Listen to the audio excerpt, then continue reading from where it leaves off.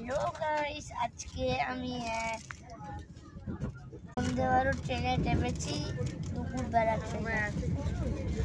আচ্ছা, যেখানে শুধু দাঁড়াচ্ছে দুপুরবেলা খাবার লাঞ্চ দিয়ে যাবে।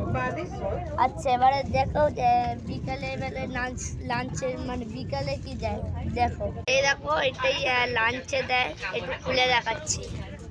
তার আগে আমি পুরো ট্রেনটা একবার দেখিয়ে দিই।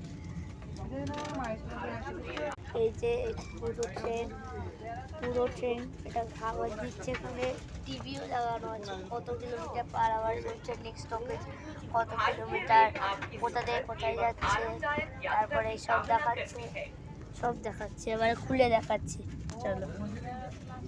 এর ভেতরে খাস্তা কচুরি আছে, এর ভেতরে মাজা আছে।